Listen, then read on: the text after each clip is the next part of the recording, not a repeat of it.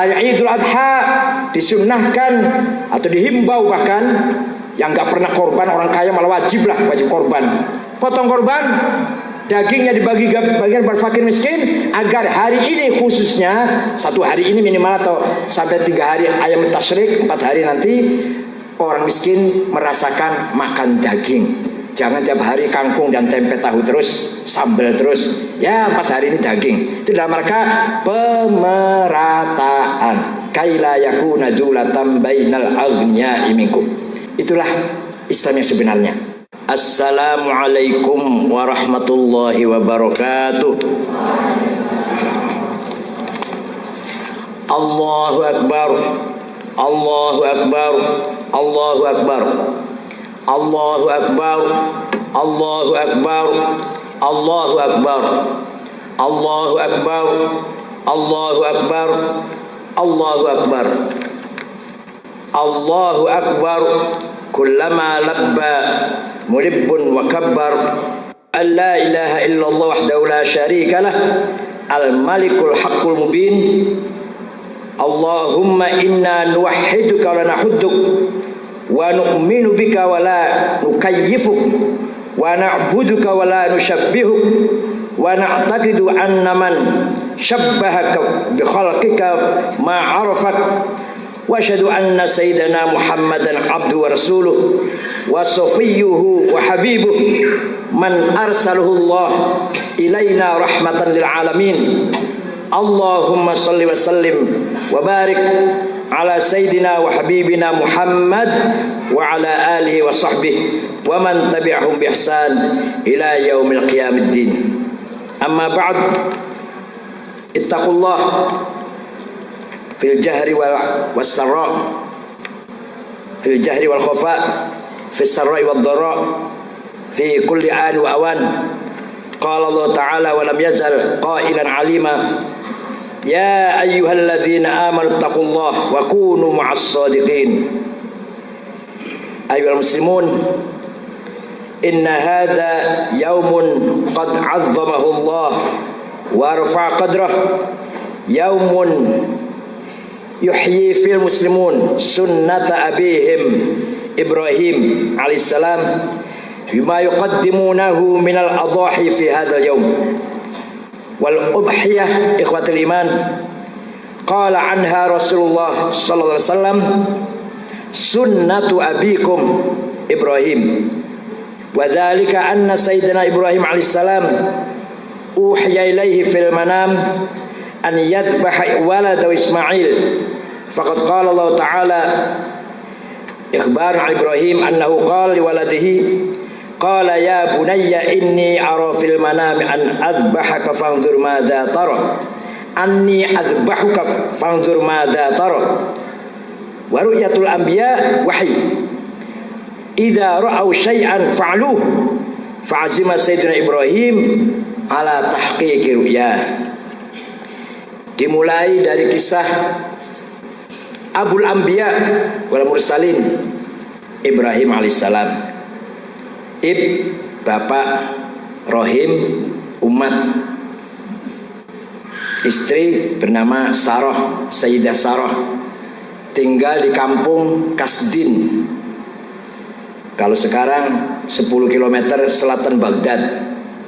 Ketika itu kerajaan Babilonia, rajanya bernama Nabukadnezar. Suatu ketika seorang pemuda Ibrahim ini melakukan hal yang kontroversial, mecahin berhala-berhala yang disembah di tempat ibadat. Hanya disisakan satu yang besar, kemudian kampak yang untuk memecahkan berhala-berhala kecil dikalungkan di lehernya berhala yang besar itu. Begitu ketahuan, semua masyarakat gempar bahwa Tuhannya pecah, hancur. Mereka mencari siapa ini pelakunya. Dicari-cari, yang paling pas menjadi tersangka dari Ibrahim. Qalu sami'na fatay yuqalu lahu Ibrahim. Saya dengar ada pemuda namanya Ibrahim, pasti itu yang melakukan. Setelah ditangkap diintegrasi, ternyata betul dibawa, dan dia, apakah kamu yang mecahin berhala-berhala ini? Sambil tersenyum mengejek, Ibrahim jawab, tanya pada yang paling besar itu, yang ada kampaknya. Itu dia pelakunya itu. Orang-orang marah, jengkel. Masa kami suruh bertanya pada batu yang gak bisa ngomong, gak bisa melihat, gak bisa mendengar? Kamu hina kami. Ibrahim jawab, nah kalau sudah tahu batu tidak bisa melihat, gak bisa mendengar, gak bisa bicara, ngapain kamu sembah? Akhirnya Ibrahim disiksa, dibakar, dimasukkan dalam api yang sangat besar. Tapi Allah menyelamatkannya dengan firman-Nya, ya narukuni bardaw wa salaman ala Ibrahim. Api, jadilah kamu pendingin dan penyelamat kepada Ibrahim. Seandainya Allah tidak mengatakan wassalaman, niscaya Ibrahim mati kedinginan di dalam api. Masalah api panas, es dingin itu semuanya bimasyiatillah. Kalau Allah menghendaki api dingin, es panas, bisa saja. Semua bimasyiatillah. Allah mengatakan, wahai api, dinginlah kamu. Jadi pendinginnya Ibrahim, wassalaman, dan yang menyelamatkan. Seandainya tanpa ada kata wassalaman, niscaya Ibrahim mati kedinginan di dalam api. Setelah selamat, Ibrahim mendapatkan tekanan dari masyarakat, juga dari raja dan masyarakatnya. Terpaksa Ibrahim dengan keluarga besar hijrah ke barat, jalan kaki dari Irak itu ke barat sangat jauh, menjumpai sungai, yaitu sungai Jordan. Menyeberang sungai tanpa jembatan, tanpa alat, sukses berhasil sampai ke tepi barat. Sampai sekarang pun namanya masih tepi barat Palestina itu, Ad-Dhofah Al-Gharbiyah, tepi barat. Sampai ke tepi barat, Ibrahim diberi nama Ibrani, penyeberang. Ibrani, penyeberang. Hebron. Mengingat Siti Sarah mandul, tidak punya anak, maka Sayyidina Ibrahim menikah lagi dengan perempuan dari Mesir bernama Sayyidah Hajar. Tidak lama Hajar hamil, 9 bulan melahirkan anak laki-laki, diberi nama Yishmail. Yishma mendengar, il atau Elohim, Tuhan. Itu bahasa Ibraninya. Bahasa Arabnya Ismail. Melihat istri muda punya anak, istri tua cemburu, maka Allah memerintahkan agar Ibrahim hijrah ke selatan sangat jauh. Sekarang saja kalau naik pesawat 1,5 jam Jeddah Yerusalem. Itu Nabi Ibrahim berjalan kaki bersama istri muda dan bayi yang baru dilahirkan beberapa minggu, beberapa hari lah. Jauh sekali berjalan ke selatan, sampailah biwadin ghairi dzi zar'in 'inda baitikal muharram. Sampailah pada jurang yang tidak ada kehidupan, tidak ada tumbuh-tumbuhan satu batang pun, tidak ada air satu tetes pun. Jurang, kanan kirinya bukit tandus kering, batu-batuan. Baru istirahat sejenak, membentangkan tikar. Allah perintah agar Ibrahim kembali ke utara, ke istri tuanya di Yerusalem. Istri dan anak yang baru beberapa hari dilahirkan ditinggal sendirian. Akhirnya Hajar panggil-panggil, mau kemana Ibrahim? Ibrahim tidak menoleh. Kalau menoleh nanti nggak tega. Mau kemana Ibrahim? Terus saja jalan. Kemudian Hajar berkata, apakah ini perintah Allah? Ibrahim jawab, iya, ini perintah Allah. Maka Hajar menjawab, kalau ini perintah Allah, maka Allah tidak akan menyia-nyiakan, tidak akan menterlantarkan kami. Ringkas cerita, Ismail menangis, kelaparan dan kehausan. Hajar bingung mencari apa yang bisa dimakan atau diminum, lari-lari antara gunung Safa dan gunung Marwah. tidak menjumpai apa-apa. Air setetes pun tidak ada. Ismail semakin menjadi-jadi tangisnya, kakinya menghantam-hantam bumi. Maka biqudratillah wa ridahu wa masyiatihi wa hikmatih, keluarlah dari ujung kakinya Ismail air yang sampai sekarang jangankan habis, berkurang saja tidak. Berkurang saja tidak. Padahal kalau musim haji ini paling tidak rata-rata ini sehari semalam 2,5 juta 3 juta liter, bisa lebih. Dibikin rata-rata satu orang pakai 1 liter, berarti 3 juta liter sehari. Tidak pernah berkurang, apalagi habis. Padahal di kanan kiri tidak ada danau atau sungai, tidak ada. Itulah yang disebut sumur Zam-Zam. Zam-Zam artinya muncrat ke atas. Keajaiban sumur Zam-Zam antara lain, kalau hujan, kalau sekarang sudah ditutup, dulu masih terbuka. Kalau hujan besar, air hujan masuk ke dalam sumur, tapi nanti sumur itu akan menolaknya, memuntahkan air dari luar, sehingga sumur Zam-Zam tidak terkotori oleh air dari luar. Dan kandungan air Zam-Zam, seperti semua dokter mengatakan, sangat besar, mengandung kalsium, zat besi yang bikin kita semua minum itu menjadi sehat dan segar. Maka qala Rasulullah SAW, ma'u Zamzam lima syuribalah, air Zam-Zam itu kalau kita minum harus niat apa saja yang kamu mauni. Minta rezekinya lancar, minta sehat, panjang umur, minta kebahagiaan sebelum minum air Zam-Zam. Dengan adanya air Zam-Zam, maka yang pertama kali tahu burung-burung dari selatan terbang ke arah air tersebut. Diamati oleh suku bangsa Arab yang posturnya tinggi besar dari selatan, dari Arab Selatan, bernama suku Jurhum. Amalik, tinggi besar orangnya. Mengikuti terbangnya burung, ternyata betul ada air. Maka suku Jurhum bertempat di tempat itu, dan lama kelamaan nanti Sayyidina Ismail akan nikah dengan salah satu perempuan dari suku Jurhum. Ringkas cerita, Ibrahim setelah kembali ke utara, biqudratillah wa masyiati wa ridha, Sayyidah Sarah hamil dan punya anak, diberi nama Ishak. Ishak nanti punya anak, diberi nama Yakub. Yakub itulah yang dipanggil Israel. Israelohim. Isra hamba, il Tuhan. Artinya hamba Allah.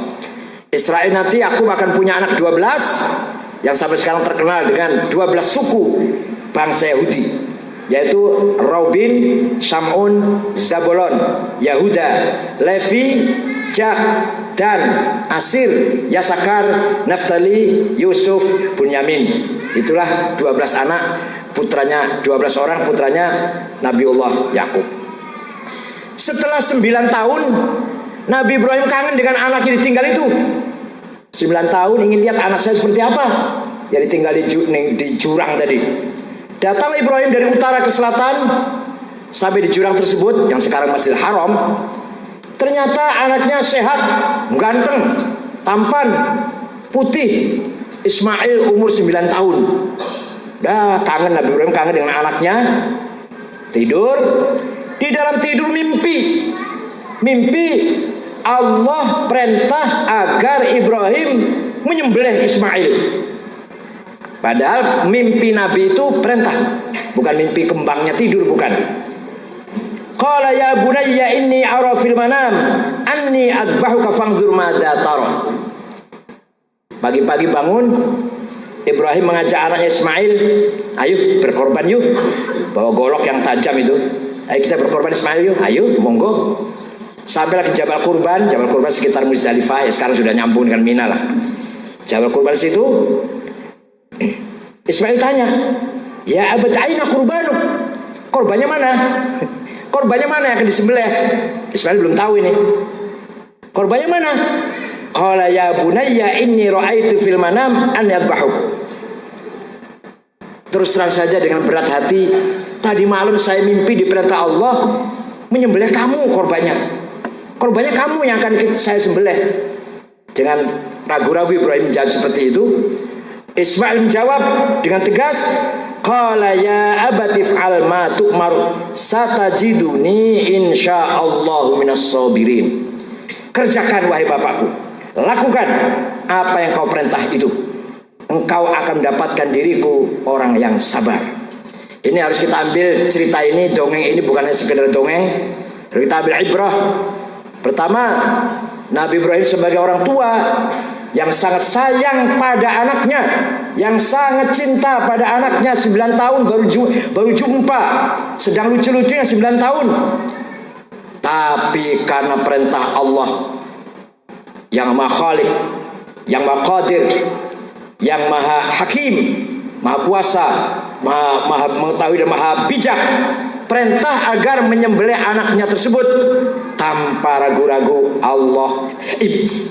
Ibrahim menjalankan perintah Allah.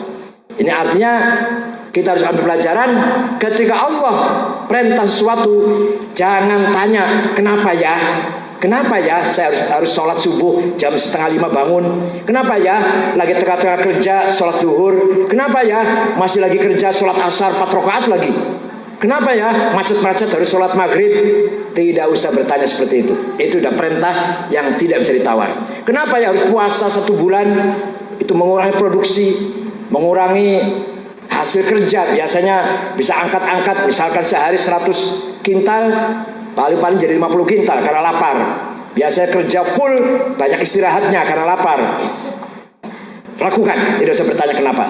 Kenapa haji ke Mekah, umroh ke Mekah, tawaf putar-putar Ka'bah, dijemur di Arafah, lempar-lempar batu di Mina? Kenapa ya? Tidak usah bertanya kenapa. If'al ma tu'mar. Lakukan apa yang kau perintah oleh Allah. Begitu pula anak. Seorang anak kalau sudah menerima perintah dari ayahnya, maka segalanya harus dikalahkan. Kalau sudah kehendak ayahnya, anak harus sam'an wa ta'atan birrul walidain. Tidak boleh anak melawan ayahnya, menentang ayahnya, tidak mengikuti perintah ayahnya. Seorang anak harus taat sam'an wa ta'atan, tanpa reserve, tanpa bertanya kenapa perintah, kenapa saya diperintah begini. Itulah anak yang soleh. Bayangkan di era sekarang ini kita dapati banyak sekali orang tua yang tidak memberi contoh pada anaknya dengan mengamalkan perintah-perintah Allah. Anak yang tidak taat kepada orang tuanya. Yang kita lihat kebanyakan seperti itu. Mudah-mudahan yang hadir di sini tidak seperti itu. Seorang ayah yang tidak beri contoh pada anaknya. Ada azan misalkan, ayahnya tidak sholat. Misalkan ayahnya suka main kartu dan ada uangnya, bukannya kartu main kosong. Ayahnya suka bertengkar dengan tetangganya, nakal dengan temannya. Pasti anaknya akan menirunya atau mengambil kesan, oh ayah saya begini seperti ini. Maka ketika seorang ayah seperti itu perintah kepada anaknya, jangan tanya kalau anaknya melawan. Jangan tanya kalau anaknya itu akan bangkang. Sholat nak ya, alah sholat apa? Bapak jaga sholat. Yang baik nak, yang jujur nak, yang rajin nak. Alah jujur apa? Bapak aja tukang suka nipu teman, suka nipu orang lain. Sampai mati pun, sampai ditangisi, sampai dirayu, anak tersebut tidak akan menjadi anak yang baik. Karena lisanul hal afdalu min lisanil maqal. Perbuatan itu lebih efektif, bisa dicontoh daripada ucapan. Yang ngomong pinter ngomong banyak, pinter pidato banyak, pinter khutbah gak kurang, yang ceramah apalagi, yang kampanye lebih-lebih, tapi pengamalan perilakunya sendiri tidak sesuai dengan apa yang diceramahkan. Banyak sekali kita lihat seperti itu. Kalau ceramah menarik, kalau khutbah menarik, tapi perilakunya sendiri tidak menarik.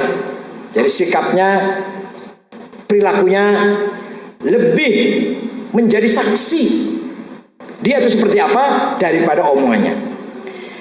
Begitu anaknya jawab seperti itu, maka anaknya mengatakan begini, si Ismail berkata begini, usdud ribati hatta la attarib. Silahkan tangan dan kakiku, dua tanganku dan dua kakiku diikat yang kencang Pak, supaya saya nanti gak jelalatan, supaya saya tenang.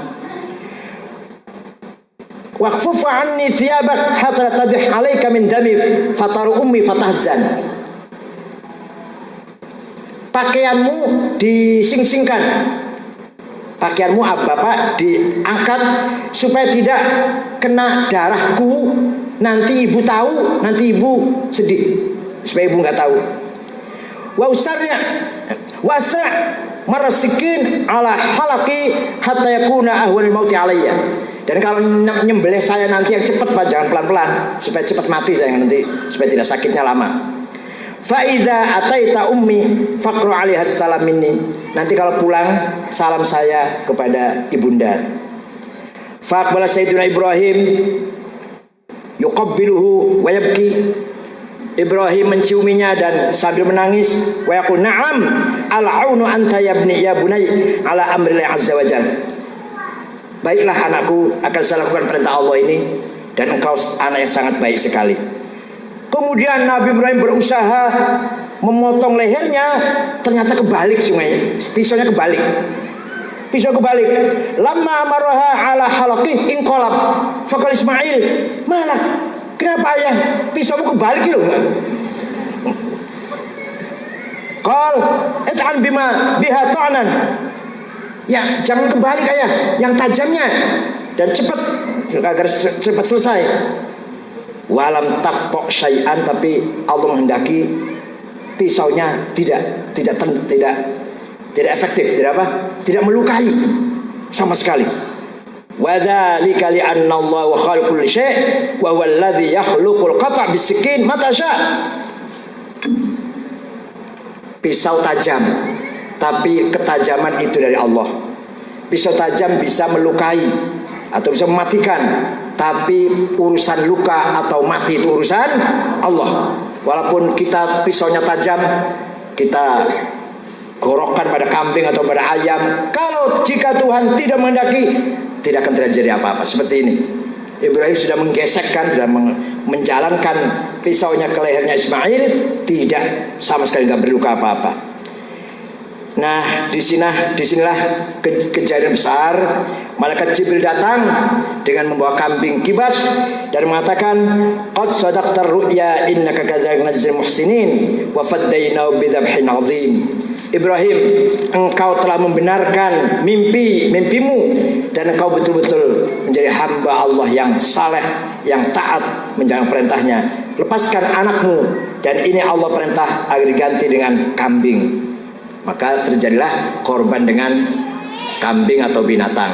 Syariat Islam menetapkan orang yang mampu diharuskan berkorban, imma dengan onta, sapi, kalau di Jawa kerbau, di Arab tidak ada kerbau, cukup untuk 7 orang, 7 nama. Tapi kalau 1 kambing berarti 1 kepala. Ini merupakan bukti bahwa ajaran Islam ajaran yang memerintahkan hablum minan nas, bukan hanya membentuk kesalehan individual, rajin sholat hanya kepada Allah soleh, rajin zikir, tapi juga dituntut kita umat Islam soleh satu sama lain, agar kita baik satu sama lain. Percuma sholat, percuma zikir, percuma takbir itu percuma. Takbir Allahu Akbar percuma kalau menyakiti sama manusia. Sholatnya rajin, tapi pas sholat perang, saling membunuh sama umat Islam seperti di Timur Tengah itu, percuma itu. Takbir Allahu Akbar, tapi tujuan untuk menyakiti orang Islam, percuma takbirnya itu. Haji, umroh, sholat malam, sholat subuh berjamaah, tapi mencaci maki manusia sama umat Islam, percuma itu sholat subuhnya itu.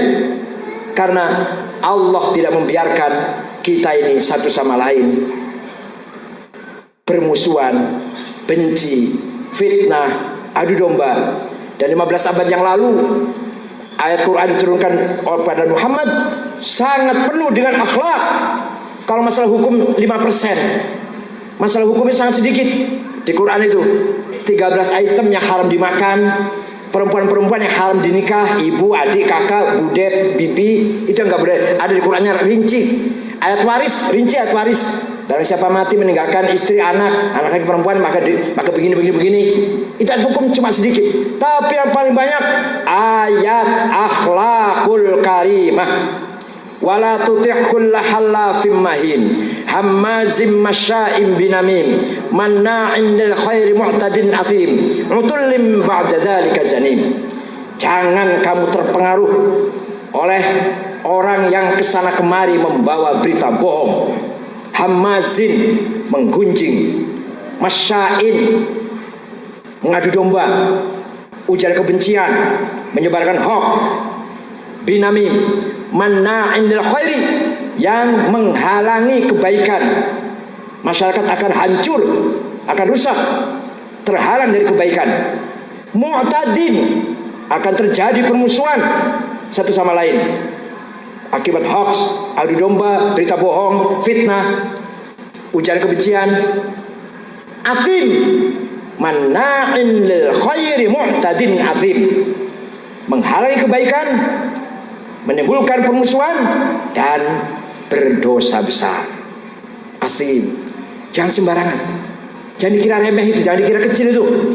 Menyebarkan berita bohong, fitnah, adu domba, menggunjing pakai medsos itu, jangan dikira nggak ada sanksinya itu.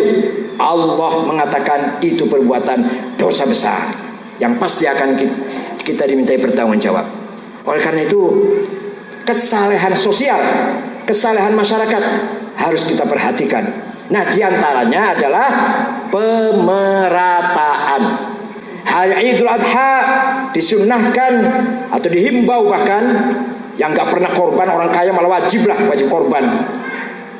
Potong korban, dagingnya dibagi bagian buat fakir miskin, agar hari ini khususnya, satu hari ini minimal atau sampai 3 hari ayam tasyrik, 4 hari nanti orang miskin merasakan makan daging. Jangan tiap hari kangkung dan tempe tahu terus, sambal terus. Ya, 4 hari ini daging. Itu dalam rangka pemerataan.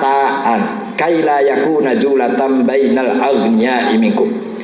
Ajaran Islam, terutama Nahdlatul Ulama, tidak anti konglomerat. NU tidak benci konglomerat. Alhamdulillah, Indonesia banyak konglomerat. Akan tapi konglomerat harus berkewajiban melakukan afirmasi, pembelaan terhadap pengusaha kelas menengah. Kelas menengah harus melakukan pembelaan, pemihakan kepada pengusaha kecil. Pengusaha kecil harus menjadi peluang para pekerja. Masyarakat miskin punya peluang kerja, buruh, kuli. Itulah Islam yang sebenarnya. Tidak anti konglomerat. Nahnu qassamna bainahum ma'isyatahum wa faddalna ba'dhum 'ala ba'din sukhriyan. Saya membagi rezeki masing-masing tidak sama. Masing-masing bahkan bisa memberdayakan yang lainnya. Yang kaya memberdayakan yang tidak kaya. Itu nggak apa-apa. Allah nggak dilarang itu. Orang kaya punya pekerja 100, 1000, 2000, 20.000, nggak apa-apa. Pabrik punya pekerja sekian, Allah ridho itu. Asal majikan si pemilik pabrik tersebut benar-benar memperhatikan nasib buruhnya, nasib pekerjanya, dengan gaji yang benar, dengan fasilitas yang memadai dan masuk akal, tidak menginjak-injak, tidak melakukan zalim, kezaliman, menyengsarakan pekerjanya. Itulah prinsip Islam seperti itu. Karena kapitalisme hanya memikirkan yang kaya jadi kaya, yang miskin terserah kamu. Itu namanya kapitalisme. Ini pusatnya di Wall Street, di Washington. Yang kaya semakin kaya, yang miskin terserah kamu. Salahnya kamu sendiri miskin. Tapi sosialisme, Karl Marx, Lenin, itu juga salah. Sosialisme itu tidak boleh ada perbedaan. Jadi orang semua harus 50%. Kira-kira itu kalau persentasi. Orang harus sampai 50% kekayaannya. Nah, yang punya kecerdasan, yang punya kemampuan bisa mencapai kekayaan 80%, 90%, tidak boleh. Tekan, harus sama seperti yang 50%. Orang yang punya kemampuannya hanya 30%, didorong agar mampu 50%, yang kemampuannya 90% ditekan agar 50%, maka menjadi sama. Soviet melakukan sistem seperti ini hanya berusia 70 tahun. Jadi negara Soviet bangkrut, ekonominya bangkrut, sistem politiknya sekarang sudah berantakan. Tidak ada lagi negara United Socialist Soviet. Bubar karena bertentangan dengan fitrah manusia. Manusia dijadikan sama. Allah saja menciptakan manusia tidak sama. Ada kaya, ada miskin, ada pintar, ada tidak pandai. Ada yang punya keahlian, ada yang tidak punya keahlian. Manusia dengan sistem sosialisme menjadikan manusia kok sama, bertentangan dengan fitratullah. Oleh karena itu sekali lagi, Nahdlatul Ulama tidak anti konglomerat, tapi konglomerat harus melakukan pemerataan, peduli dengan sebawahnya. Alhamdulillah di Indonesia ini masih ada sedikit seperti itu, walaupun keadilan sosial sila yang kelima masih jauh dari yang kita inginkan. Akan tapi kesadaran sudah mulai ada dengan adanya CSR dan adanya bagi-bagi korban, zakat fitrah ada itu, tapi masih belum seperti yang kita inginkan karena keadilan distribusi aset masih jauh dari yang kita inginkan. Ada konglomerat yang menguasai 5 juta hektar tanah, mengelola, bukan memiliki, bukan, mengelola 5 juta hektar tanah. Banyak orang yang 1 jengkal saja tidak memiliki olahan atau kerjaan tanah tersebut. Inna hadzal yaum ibadah. Kita sholat ini dan berkorban ibadah, bukan main-main, bukan senang-senang, ibadah. Wa nusukin wa du'a. Hari yang selayaknya kita banyak berdoa. Innahu yaumus safa was sidq, yaumul hubb wal wafa, yaumul badl wal ata, yaumul infaq wal ataf al fuqara. Hadza yaumun tamsaw fihi dam'atul yatim wa hadza yaumul birril walidain. Innahu yaumun tuslu fi silatul arham. Dengan adanya potong korban, maka kita melakukan silaturahim, saling memperkuat hubungan satu sama lain dengan pembagian daging korban. Hari di mana anak yatim pun mendapatkan kegembiraan ikut bersama-sama yang lain menikmati hari ini makan daging. Wa yaumut tafaqqudil masakin. Orang miskin pun bisa ikut gembira. Jangan lupa hadzal yaum ziyarati quburil muslimin. Disunatkan juga ziarah kubur kepada orang tua kita, guru-guru kita, disunahkan. Wa ziyaratul mardha. Kalau ada teman, saudara, tetangga yang sakit di rumah sakit, dengan hari lebaran ini disunahkan kita nengok, kita melihat teman kita yang sedang sakit. Wa idkhal bahja wasurur al ahli wal jiran.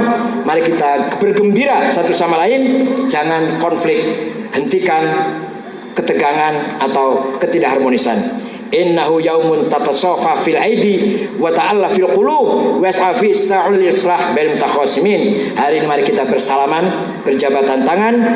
Mari kita bangun hati kita masing-masing, saling mencintai, saling menyayangi satu sama lain. Tidak beda antara si kaya dan si miskin, si pandai dan si bodoh. Tarahamu wa ta'atafu wa tasafahu wa tasamahu. Marilah kita saling kasih, mari kita saling mencintai, mari kita berjabatan tangan, mari kita toleran satu sama lain. Wa tazawaru wa tahadu. Mari kita saling ziarah silaturahim, mari kita saling memberi petunjuk. Wa birru abakum. Mari kita bakti pada dua orang tua. Wasilu arhamakum. Mari kita silaturahim. Fa inna silatul arham thawabuha muajjal fid dunya wa na'imun mudakhkhar fil akhirah. Karena silaturahim itu pahalanya di dunia dan di akhirat. Allahu akbar, Allahu akbar, Allahu akbar. Allah ja'al sa'adatana biridhaq wardu 'anna yawma tanalqaq. Allahu akbar, Allahu akbar walhamd. Hadza wa astaghfirullah li wa lakum wa lisal muslimat fastaghfiru innahu huwal ghafurur rahim. Allahumma shalli ala sayyidina Muhammad wa ala ali sayyidina Muhammad. Allahu akbar, Allahu akbar, Allahu akbar, Allahu akbar, Allahu akbar, Allahu akbar, Allahu akbar, Allahu akbar. La ilaha illallah, Allahu akbar, Allahu akbar. Alhamdulillah alladzi ba'atha nabiyyahu sayyidina Muhammadan sallallahu alaihi wasallam rahmatan alamin wa qudwatan alamin wa hujjatan 'alal ibadi ajma'in. Ba'athahu bidil huda war rahmah fa anqadallahu bihi minal halakah wa hada bihi minad dhalal wa asyhadu an la ilaha illallah wahdahu أنجز وعده ونصر عبده وهزم الأحزاب وحده وأشهد أن سيدنا محمد عبده ورسوله اللهم صل على سيدنا محمد وعلى آله وصحبه من يومنا هذا إلى يوم القيامة. أما بعد أيها الناس اتقوا الله واشكروا على من عم به عليكم من هذا الدين القويم الذي رضي لكم. فقد أنزل الله تعالى على النبي صلى الله عليه وسلم عام حجة الوداع وواقف بعرفة اليوم أكملت لكم دينكم وأتممت عليكم نعمتي ورضيت لكم الإسلام دينا. Ada yang kelewat tadi. Nah, dari Nabi Ibrahim itulah dari Siti Sarah melahirkan Bani Israel. Dan nabi-nabi kebanyakan dari Bani Israel, Nabi Daud, Sulaiman, Musa, Isa, Zakaria, Yahya.